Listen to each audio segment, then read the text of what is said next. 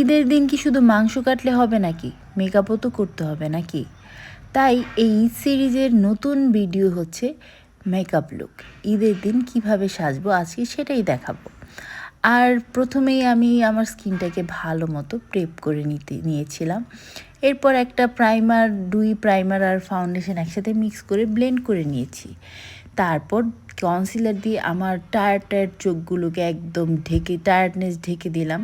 এরপর মাংস খেতে খেতে গালটা তো মোটা হয়েই যাবে, আরও বেশি হবে, তাই একটু ভালো মতো কন্ট্রোলও করে নিয়েছিলাম। তারপর আর কি একটা ব্লেন্ডার দিয়ে সব কিছু একদম ভালো মতো ব্লেন্ড করে নিব। আর মেকআপ যাতে কোথাও সরে যেতে না পারে সেই জন্য ভালো মতো বেকিং করব। আর গালে যাতে খুব পিঙ্কি পিঙ্কি একটা ভাইব আসে আর নিজেকে খুব ইনোসেন্ট লাগে, তাই গালের মধ্যে একটু ব্লাশনও দিয়ে নিব। এরপর আই মেকআপের পালা।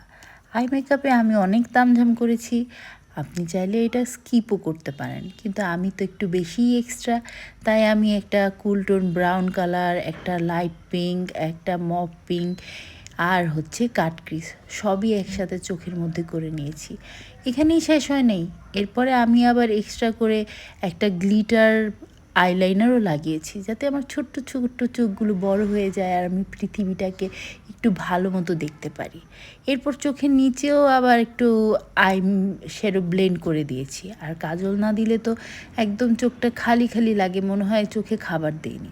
এরপর হাইলাইটার দিয়ে একদম গালের মধ্যে, চেহারার মধ্যে একদম বাতি জ্বালায় দিতে হবে। এরপর আর কি লিপস্টিক দিয়ে makeup done. You are good to go. By.